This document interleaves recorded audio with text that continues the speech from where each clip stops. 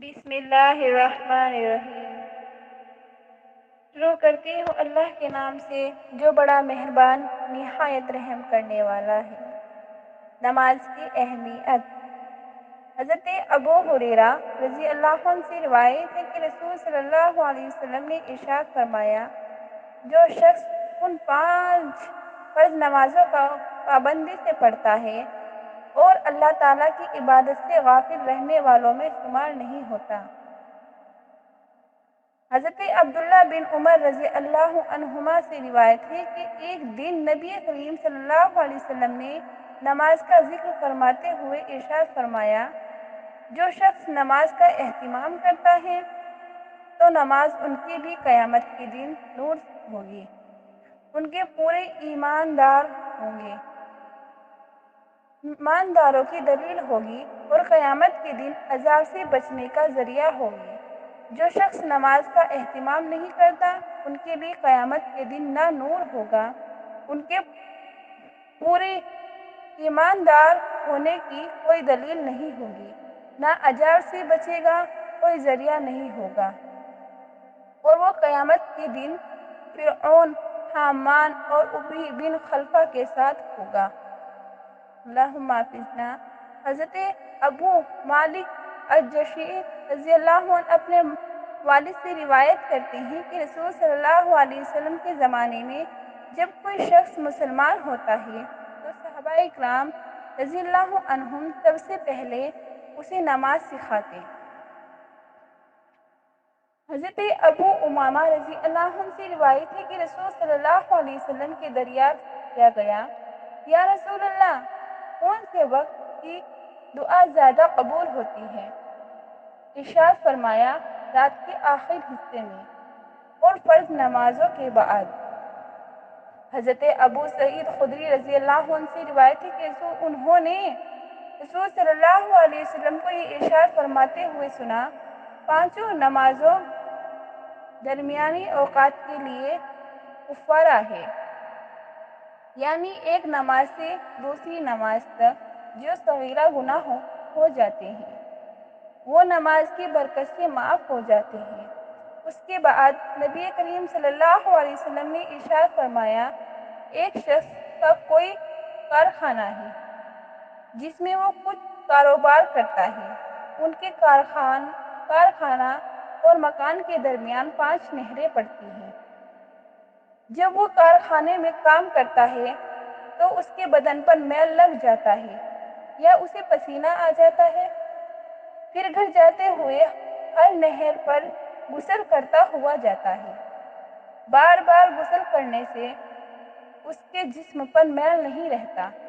یہی حال نماز کا ہے کہ جب بھی کوئی گناہ کر لیتا ہے تو دعائے استغفار کرنے سے پہلے اللہ تعالیٰ نماز سے پہلے کے تمام گناہوں کو معاف فرما دیتے ہیں۔ سبحان اللہ۔ حضرت زید بن ثابت رضی اللہ عنہ فرماتے ہیں کہ ہمیں نبی کریم صلی اللہ علیہ وسلم کی طرف سے حکم دیا گیا کہ ہم ہر نماز کے بعد سبحان اللہ 33 مرتبہ، الحمدللہ 33 مرتبہ، اللہ اکبر 34 مرتبہ پڑھیں۔ ایک انصاری صاحب نے جواب میں دیکھا، کوئی صاحب کہتے ہیں، کیا تم کو رسول صلی اللہ علیہ وسلم نے حکم فرمایا ہے ہر نماز کے بعد سبحان اللہ 33 مرتبہ، الحمدللہ 33 مرتبہ، اللہ اکبر 34 مرتبہ پڑھو؟ انہوں نے کہا، جی ہاں۔ ان صاحب نے کہا، ہر کلمات کو 25 مرتبہ کر لو اور ان کلمات کے ساتھ 25 مرتبہ لا الہ الا اللہ کا اضافہ کر لو۔ چنانچہ صبح کو نبی کریم صلی اللہ علیہ وسلم کی خدمت میں حاضر ہو کر خواب بیان کیا۔ آپ نے فرمایا، کیا ایسا ہی کر لو؟ یہی اس کی اجازت فرما دی، یعنی اس کی اجازت فرما دی۔ حضرت ابو ہریرہ رضی اللہ عنہ سے روایت ہے کہ رسول صلی اللہ علیہ وسلم کی خدمت میں ایک مرتبہ فقراء مجاہرین حاضر ہوئے اور عرض کیا، مالدار بلند درجے اور ہمیشہ رہنے والے نعمتیں لیں گے؟ آپ صلی اللہ علیہ وسلم نے پوچھا وہ کیسے؟ انہوں نے عرض کیا جیسے ہم نماز پڑھتے ہیں وہ نماز پڑھتے ہیں، جیسے ہم روزہ رکھتے ہیں وہ روزہ رکھتے ہیں، لیکن وہ صدقہ دیتے ہیں ہم نہیں دے سکتے، وہ غلام آزاد کرتے ہیں ہم نہیں کر سکتے۔ رسول صلی اللہ علیہ وسلم نے ارشاد فرمایا کیا میں تمہیں ایسی چیز نہ سکھا دوں کہ جس کی وجہ سے تم اپنے آپ سے آگے بڑھنے والوں کے درجوں کو حاصل کر لو اور اپنے سے کم درجے والوں سے آگے بڑھے،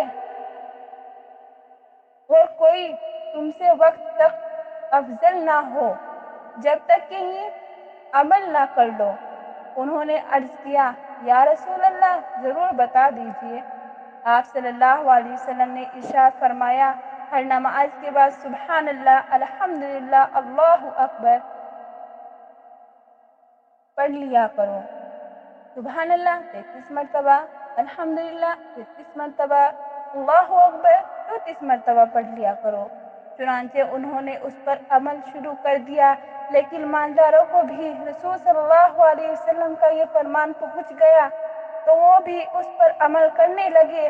فقراء مجاہرین نے دوبارہ حاضر ہو کر عرض کیا کہ ہمارے مالدار بھائیوں نے بھی یہ سن لیا اور وہ بھی یہی کرنے لگے۔ نبی کریم